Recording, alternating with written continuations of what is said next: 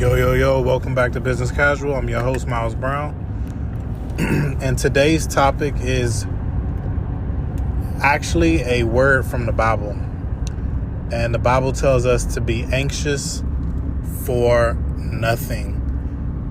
The reason we should be anxious for nothing comes with age and with wisdom. Because when you're young, everything just seems like this thing that you need and it's far off in the distance, and you just anticipating and you want this thing so bad, and it's just a facade, really. And I'm gonna go ahead and read it.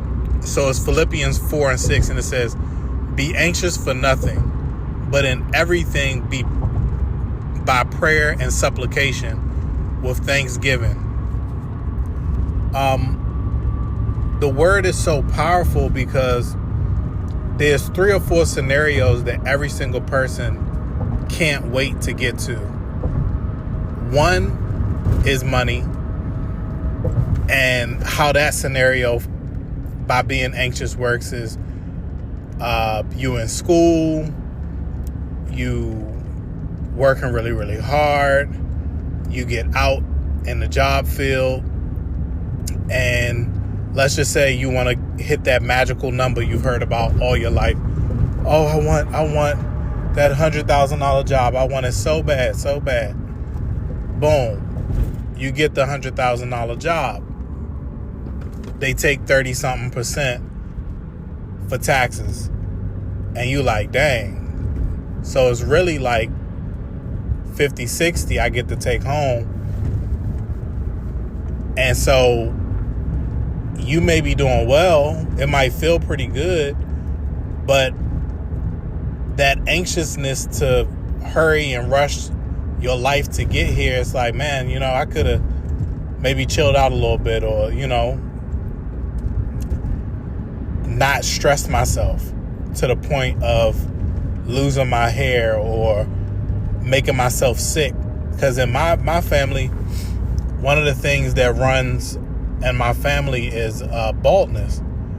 And the Lord kind of gave me a couple warnings early of what anxiety and stress would do to me.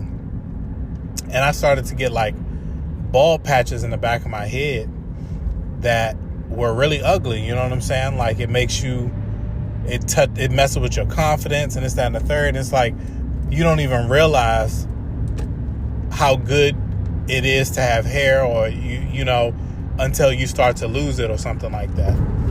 And I'm like, there's no good reason for me to be losing my hair. I eat pretty nutritious.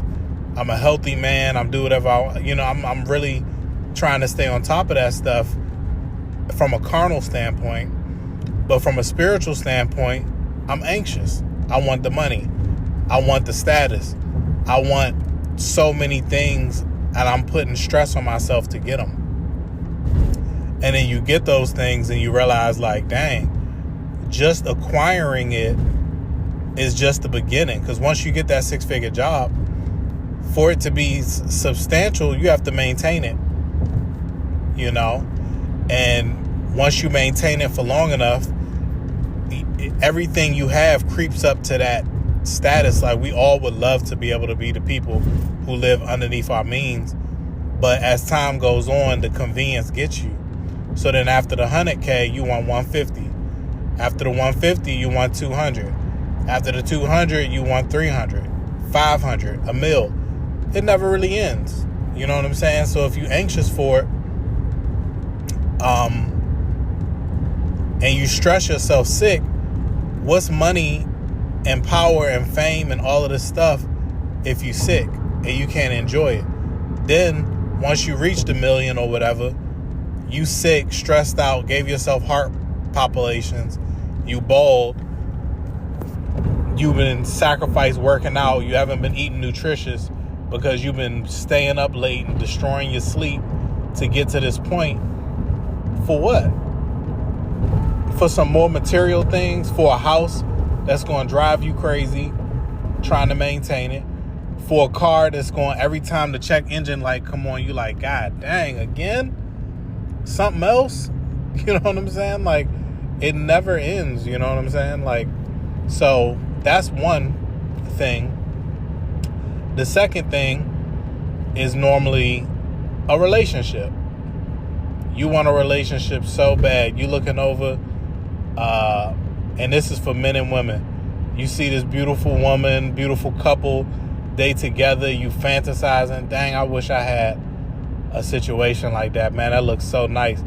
If you was to go talk to them people, man, they've been through God knows what to be at peace, the peace that you see. And then a lot of times when you get married or whatever, and you going through that stress and that anxiety, you look back and you go, man, you know what? I should have really respected the time of my life where I had the energy and freedom to just focus directly on me. Because once you get the wife, inevitably the kids is going to come. The responsibilities just pile on and pile on and pile on more and more as you grow in that relationship. And not being anxious for one is actually the better way to prepare yourself for actually having one. Because then you can deposit the most in that season of your life to become, to get in a relationship where you're a full human being. You're good. You're not stressed out making money. You may got some activities that you do. You know, you might take care of yourself good. You can cook for yourself. You can you got a good house cleaning routine. So you get with this new person, they may come in, they might not be a cleaner. You know, they might not be a cooker. They might not, you know, whatever you are good at, they may struggle in that thing. But if both people come into the relationship and y'all just so anxious to be in a relationship and y'all bring nothing to each other, the chance of divorce goes up. So many different things start to happen because you're so anxious for something. You see no red flags. You don't see that this person was always a mess, always like, but it was cute because you anxious. You want the title of this my girlfriend, this my boyfriend, this is going to be, this my fiance now.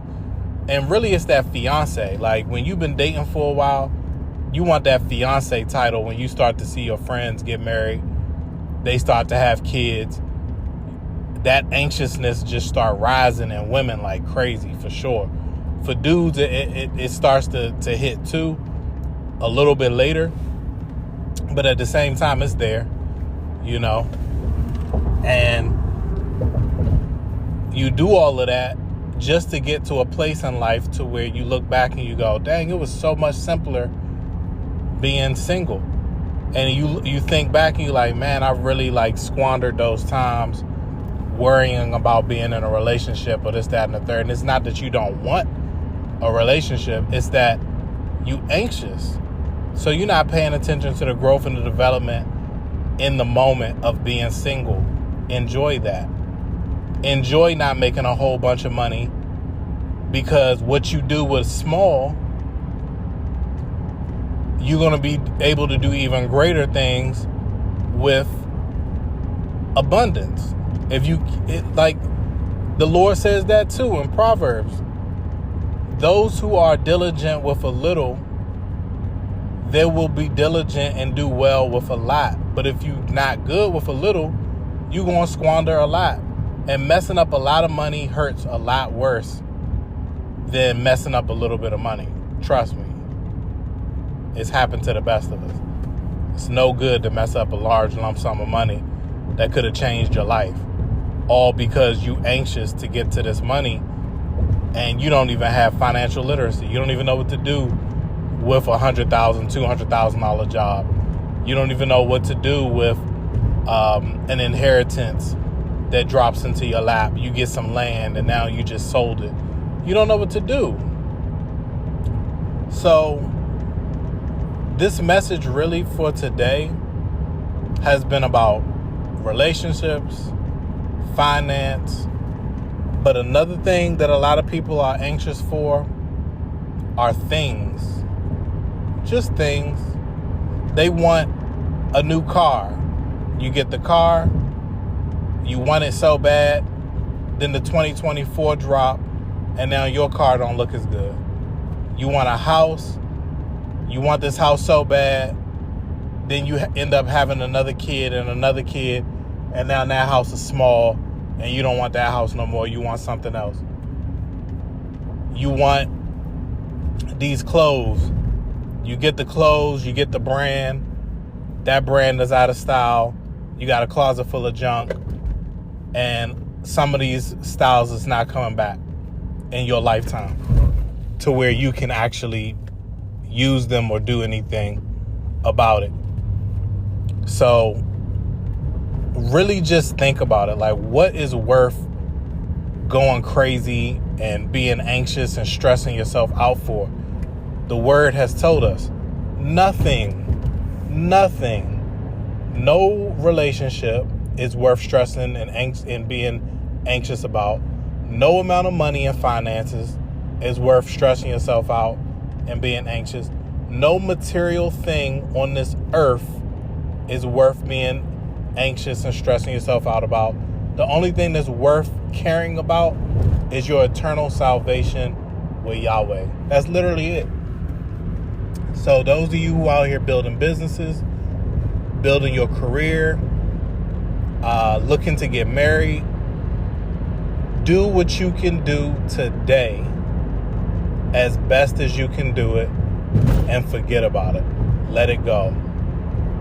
And if you do that enough, you're going to end up where your dreams are. But it's not losing your hair. It's not worth losing your hair. It's not worth stressing yourself out. It's not worth developing an eating disorder.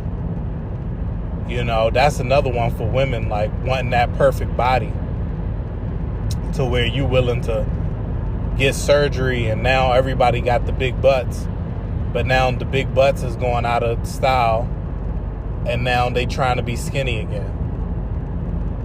And for the dudes, everybody want to be cut up and in the gym and this, that, and the third, and you taking steroids and getting your gym on, and now your penis don't work. Like, you anxious for what? The woman putting their health in danger, the men making themselves impotent, all to get a look that's going to attract a woman or a man that ain't no good for you in the first place. Why? Slow down. Get into the secret place with Yahweh. Allow him to mold you. Allow him to build your character. Allow him to allow you to squeeze the most opportunity and progression out of right now, wherever you at in life, and let the stress go. Forgive yourself for being anxious and stressful.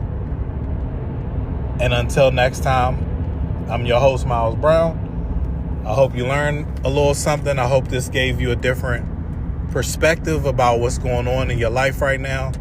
If you in triumphs and tribulations, a lot of times that's preparing you for amazing things, or you're reaping the consequences of doing too much.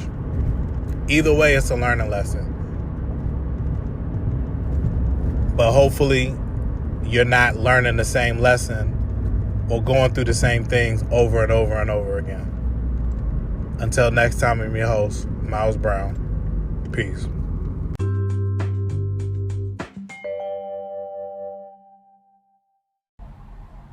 Hey, Business Casual listeners.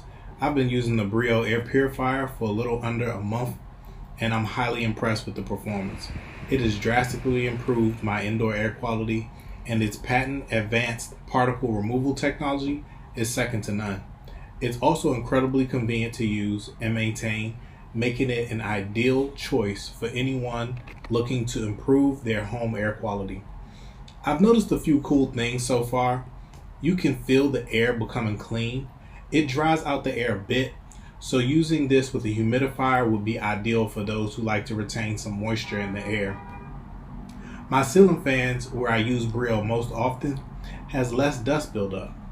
Some need to know starter info. When I first plugged the Brio in and let it run, It had a strong plastic smell due to high heat injection molding residue. Wiping the Brio down with soap, water, and a microfiber cloth, then allowing it time to fully dry, helped significantly.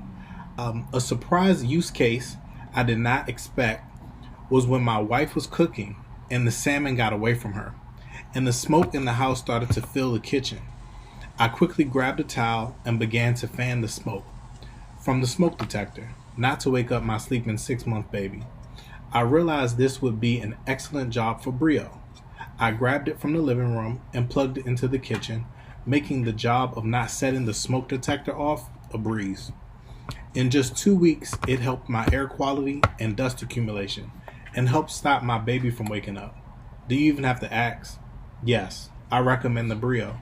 As a special offer for my listeners, use code MILES, MYLES 15 to get 15% off the Brio. And let me know what you think about this incredible machine in the comments. Peace.